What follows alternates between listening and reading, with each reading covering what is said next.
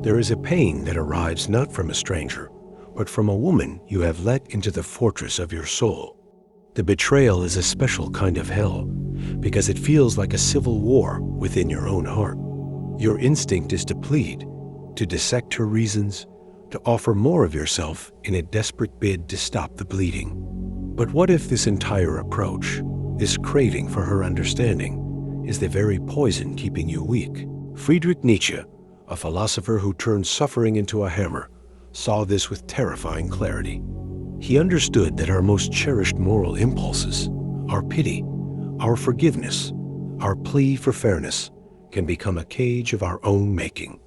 The conventional wisdom tells you to heal the wound by understanding her or by winning her back. But Nietzsche whispers a dangerous, liberating question into the dark. What if the way out is not to mend the bond, but to shatter the need for it?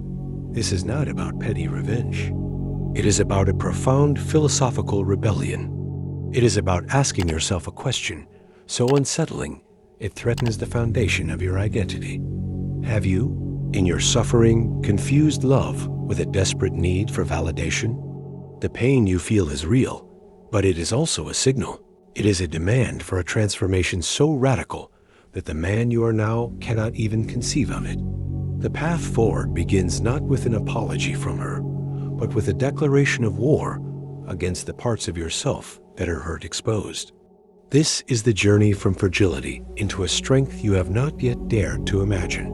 The hidden problem, the true source of your paralysis, is not her actions, but a psychological slave morality you have inherited. Nietzsche warned of this centuries ago. It is the insidious belief that your value is determined by her recognition, that your peace must be gifted to you by her remorse.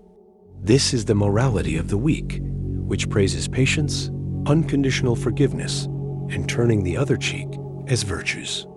But in doing so, it secretly chains you to the very person who caused the harm. Your desire for a fair resolution is a trap. It makes you a supplicant at the throne of your own tormentor, begging for the closure she may never provide. Carl Jung echoed this, stating, "What you resist not only persists, but will grow in size." By resisting the pain through pleading and analysis, you have given it a permanent home in your psyche. You have allowed her action to become your identity. This is the great philosophical prison. You are trying to solve a problem of profound personal sovereignty using the tools of a beggar. You are trying to heal a wound of the spirit with a bandage made of her approval. The consequence is a hollowing out of your own will, a transfer of your inner power to the external world. You become an echo of a man, your actions merely reactions to her choices. But what if this pain is not a sentence, but an invitation? An invitation to forge a self that does not crumble under the gaze of another? The chains feel real, but the lock is on the inside. And the key is a form of rebellion that most men are too afraid to even name. The unseen consequence of this internal slavery is a life lived in a phantom cage. Your world begins to shrink, meticulously curated to avoid any echo of that original hurt. You might seek new relationships, but you enter them with the silent baggage of a detective, scanning for clues of future betrayal. Or you retreat entirely, building a fortress of solitude you mistake for strength. This is what Jean-Paul Sartre called bad faith, the act of lying to yourself to escape the terrifying freedom of being truly responsible for your own state. You tell yourself you are healing or being cautious, but you are simply building a more comfortable prison. Your brain, wired to avoid pain, now misinterprets every potential connection as a threat. This is the ultimate victory of the original wound. It doesn't just live in the past. It becomes a self-perpetuating prophecy that dictates your future. It silences your ambitions, dampens your passions, and colors every new experience with the faded gray of an old bruise. You are not living your life. You are living a long, drawn-out reaction to a single moment in it.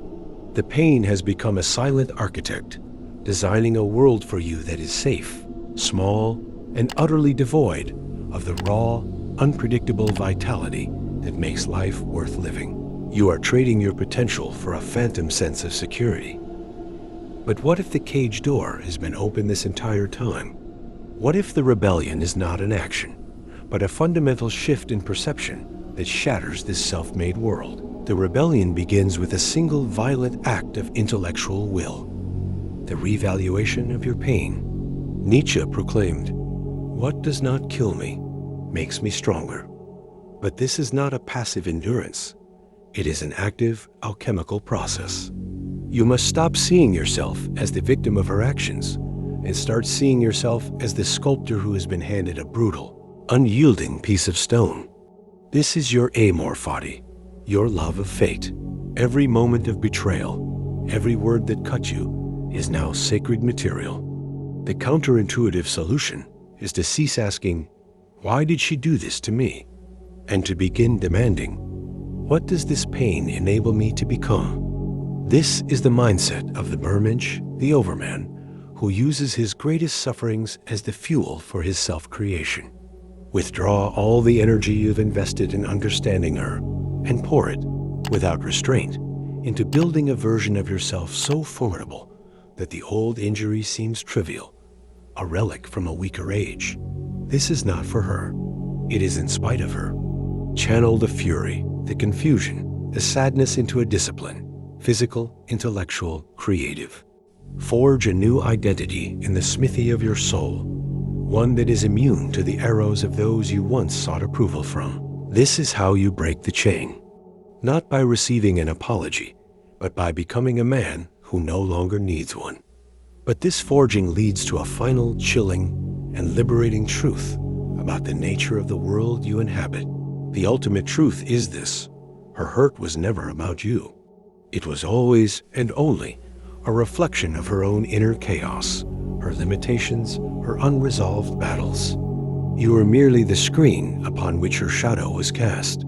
Your entire struggle was based on a fundamental misperception that the event had a meaning about you. Nietzsche's profound insight was that we are all artists of our own reality, interpreting chaos into a story. You have been interpreting her chaos as a verdict on your worth. The final paradigm shift is to see the utter impersonality of the wound. She was not a goddess administering a sacred trial, but a fallible, fractured human being, acting out of her own pain and ignorance. When you truly internalize this, the need for a story, any story, dissolves. The event is stripped of its mythological power over you. You are left alone, not in loneliness, but in a sublime and terrifying solitude. You are standing, for the first time, in the raw, unmediated reality of your own existence, responsible for the meaning you assign to everything. The pain did not happen for a reason, but you can use it now to build a reason for yourself that is so unshakable, so inherently yours, that no other soul can ever threaten its foundation again. You are free, not because you were absolved, but because you finally understood that you were always the only one who could hold the keys. Nietzsche's view on suffering is not about masochistically seeking pain, but about acknowledging its presence and using it as a catalyst for growth. When a woman hurts you, it's natural to feel defensive or hurt. However, Nietzsche would encourage you to take a step back and reflect on this experience. What can you learn from it? How can you use this pain to become a stronger person? This brings us to one of Nietzsche's most famous concepts, Amor Fati, or the love of fate. It means embracing our experiences, both good and bad, as necessary parts of our journey. When applied to relationships, Amor Fati can be a powerful tool. Instead of resisting or resenting the pain caused by someone you care about, you can choose to accept it as part of your story. This acceptance doesn't mean that you condone or enjoy the pain, but rather that you see it as an opportunity for growth. One of Nietzsche's key insights is that what doesn't kill you makes you stronger. This idea can be particularly relevant when dealing with emotional hurt from women. It's easy to get caught up in the pain and feel like you're being destroyed by it. However, Nietzsche would argue that this pain can be a transformative experience.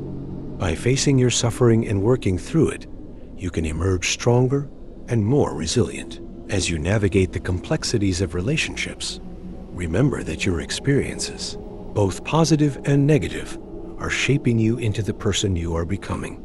Embracing this process, with all its challenges and pains, can lead to profound personal growth.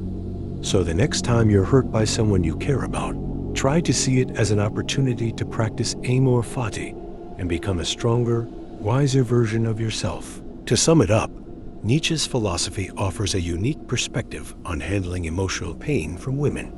By embracing suffering, practicing Amor Fati, and recognizing that what doesn't kill you makes you stronger, you can turn painful experiences into catalysts for personal growth. If you've had experiences where you've been hurt by someone you cared about, share them with us in the comments below.